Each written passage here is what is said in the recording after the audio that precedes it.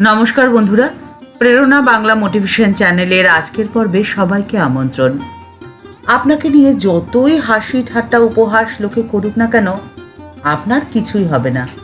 সব কিছুর জবাব দিয়ে জীবনে ঘুরে দাঁড়াবেন আপনি। জীবনের সমস্ত সমস্যার সমাধান হবে একেবারে ম্যাজিকের মতোই। এর জন্য আপনাকে মেনে চলতে হবে মাত্র 5টি কথা। প্রথম, আপনার লক্ষ্যটি আগে স্থির করুন। সেই লক্ষ্য নিয়ে আপনাকে নিয়ে যখন দেখবেন হাসি ঠাট্টা তামাশা হচ্ছে, তখন আপনি বুঝবেন যে আপনি সঠিক। কারণ যখন আপনার জীবনের লক্ষ্য ছোট হয় বা সহজ হয়, তখন তা নিয়ে কেউ হাসি ঠাট্টা তামাশা করে তাদের জীবনের মূল্যবান সময় নষ্ট করে না। তাই মানুষের উপহাসে আপনি কখনোই দমবেন না, বরং তাদের উপহাসকে করে তুলুন আপনার লক্ষ্য পূরণের চাবিকাঠি। আপনি আপনার জীবনের লক্ষ্য সঠিক স্থির করতে পারবেন তখনই যখন জানবেন স্বপ্ন দেখতে, ঘুমিয়ে নয়। স্বপ্ন দেখতে হবে জেগে। আপনি যদি স্বপ্ন দেখতেই না পারেন, তাহলে জীবনের সমস্ত পদক্ষেপই হবে আপনার কাছে কাঁটার মতো। আর স্বপ্ন দেখতে পারলেই জীবনের কাঁটা ভরা পথ আপনার কাছে ধরা দেবে গোলাপের মতো রঙিন হয়ে। তৃতীয়, আপনি যে স্বপ্ন দেখছেন সেই স্বপ্ন পূরণে রাখুন পূর্ণ আস্থা ও বিশ্বাস। আর এটা তখনই সম্ভব হবে যখন আপনার থাকবে ঈশ্বরে বিশ্বাস ও ভক্তি। কারণ ঈশ্বরের প্রতি বিশ্বাস আপনাকে সব সময় পজিটিভিটিতে ভরিয়ে রাখবে আর সত্য পথে চলার সাহস যোগাবে। রাস্তায় চলার সময় যেদিকে কাদা থাকে সেদিকেই এড়িয়ে চলার চেষ্টা করা হয়, ঠিক সেভাবেই মিথ্যের পিচ্ছিল কর্দমাক্ত পথে হাঁটবেন না কখনোই, যদি আপনি ঈশ্বর বিশ্বাসী হন। চতুর্থ কথা হলো, ঈশ্বরের প্রতি বিশ্বাসের জোর এতটাই আপনার বেশি হবে যে আপনার জীবনের সমস্ত চ্যালেঞ্জ আপনি পজিটিভলি অ্যাকসেপ্ট করবেন এবং তার মোকাবিলা করে তাতে জয়ী হবেন।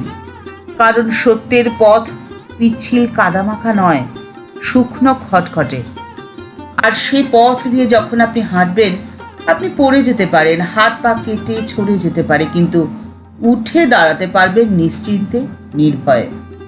পড়ে যাওয়ার মধ্যে নেই কোনো লজ্জা, বরং পড়ে না যাওয়াটাই অস্বাভাবিক। আর যে পড়ে গিয়ে উঠে দাঁড়ায় সেই তো প্রকৃত বীর। আর পঞ্চম উপায় হলো সময় নষ্ট না করা। সময় নষ্ট করা মূর্খামি। আপনাকে আজকে থেকে, এই মুহূর্ত থেকে পরিশ্রম করতে হবে আপনার স্বপ্ন সফল করার জন্য। আপনি যদি আজকে থেকেই বা এই মুহূর্ত থেকেই আপনার স্বপ্ন সফল করার পেছনে পরিশ্রম না করতে পারেন, তাহলে আপনাকে বসে থাকতে হবে গ্যালারিতেই আর দেখতে হবে অন্যের স্বপ্ন সফল হওয়ার দৃশ্য। তাই তো স্বামীজির উদাত্ত আহ্বান, ওঠো জাগো আর ততক্ষণ পর্যন্তই পরিশ্রম করো যতক্ষণ না তোমার স্বপ্ন সফল হচ্ছে। রামকৃষ্ণ মঠ ও মিশনের সেবা কাজ বর্তমান সময় ছড়িয়ে রয়েছে সারা পৃথিবীর বিভিন্ন প্রান্তে। ঠাকুরের ভাব ও আদর্শে অগণিত মানুষ খুঁজে পাচ্ছেন তাদের জীবনের শান্তির সন্ধান, উপলব্ধি করছেন জীবনের প্রকৃত সত্যকে। যে ভাব ও আদর্শের প্রচারক স্বামীজি আর নরেন দত্তকে সঠিকভাবে চিনে নিয়েছিলেন ঠাকুর। আজকে যা মহাবৃক্ষ, সেই মহাবৃক্ষের সুপ্ত বীজের অঙ্কুরোদ্গমের ঘটনাটি এখন আপনাদের সাথে শেয়ার করে নিলাম।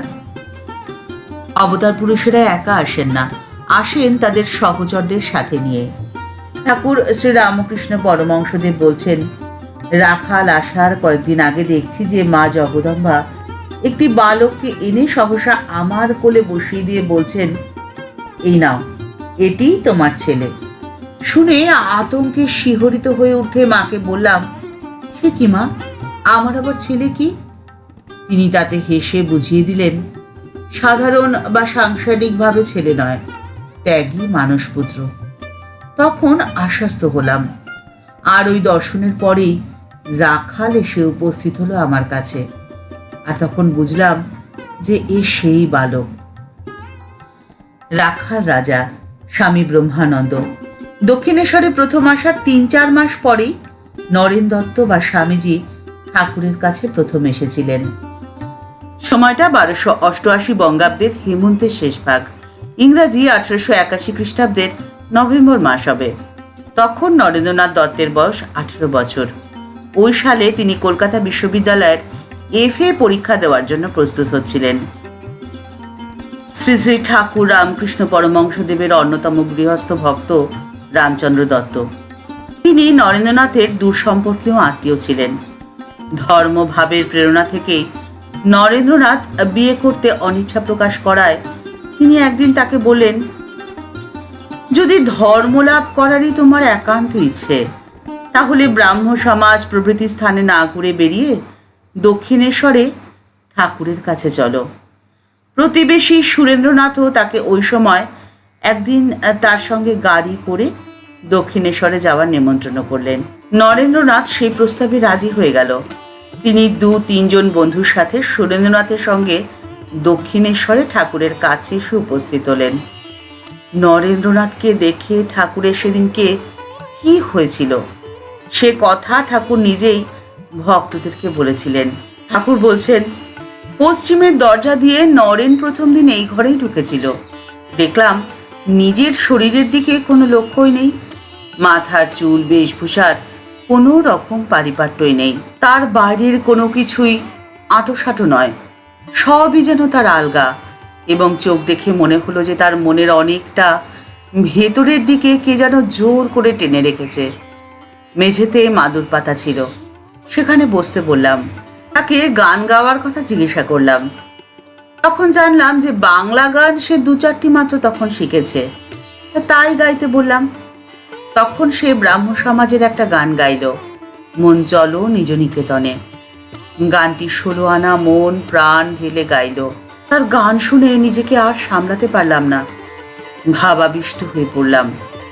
পরবর্তী সময় শ্রীযুক্ত নরেন্দ্রনাথ একদিন সেই দিনের ঘটনা প্রসঙ্গে বলেছিলেন, গান তো গাইলাম, তবে তারপরেই ঠাকুর সহসা উঠে আমার হাত ধরে তার ঘরের উত্তর দিকে যে বারান্দা রয়েছে সেখানে নিয়ে গেলেন। উত্তরের বারান্দায় নিয়ে গিয়ে আমার হাত ধরে তিনি অঝোর ধারায় কাঁদতে লাগলেন, আর পূর্ব পরিচিতের মতো আমাকে পরম স্নেহে সম্বোধন করে বলতে লাগলেন, এতদিন পরে কি আসতে হয় গো? আমি তোমার জন্য যে কিভাবে প্রতীক্ষা করে বসে রয়েছি তা কি একবার ভাবতে নেই?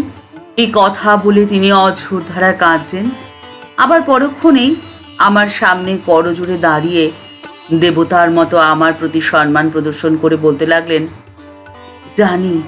আমি জানি প্রভু, তুমি সেই পুরাতন ঋষি নররূপী নারায়ণ, জীবের দুর্গতি নিবারণ করতে পুনরায় শরীর ধারণ করেছ। পরক্ষণেই আমাকে সেখানে থাকতে বলে তিনি ঘরের মধ্যে গিয়ে কিছু মিশ্রি, মাখন এবং সন্দেশ এনে আমাকে নিজের হাতে খাইয়ে দিতে লাগলেন। তারপরে তিনি আমার হাত ধরে প্রতিজ্ঞা করালেন যে আমায় বলো, তুমি খুব তাড়াতাড়ি একদিন আমার কাছে একা আসবে। এইভাবেই সেদিন ঠাকুর রামকৃষ্ণ মঠ ও মিশনের বীজের অঙ্কুরোদ্গম ঘটিয়েছিল নরেন্দ্রনাথের মধ্যে দিয়ে, এবং তার পরবর্তী ফলাফল আমাদের সকলেরই জানা। ঠাকুর মা ও স্বামীজির চরণে প্রণাম জানিয়ে আজকের পর্ব এই পর্যন্তই। দেখা হচ্ছে পরের পর্বে। ভিডিওটি যদি ভালো লেগে থাকে তাহলে তা শেয়ার করার অনুরোধ করছি। আর আমাদের এই চ্যানেলটি ভালোবেসে যারা আমাদের পরিবারের সদস্য হয়ে গেছেন তাদের প্রত্যেকের প্রতি রইল ভালোবাসার শ্রদ্ধা ও প্রণাম। আর যারা এখনও এই চ্যানেলটি সাবস্ক্রাইব করেনি তাদের কাছে বিনীত অনুরোধ রইল চ্যানেলটি সাবস্ক্রাইব করে বেল বাটনটা ক্লিক করে দিয়ে অল বাটনটিতে ক্লিক করে দেওয়ার জন্যে। তাহলে এই চ্যানেলে ভিডিও আপলোড হওয়ার সাথে সাথেই আপনার কাছে নোটিফিকেশান চলে যাবে। সবাই ভালো থাকবেন, সুস্থ থাকবেন। নমস্কার।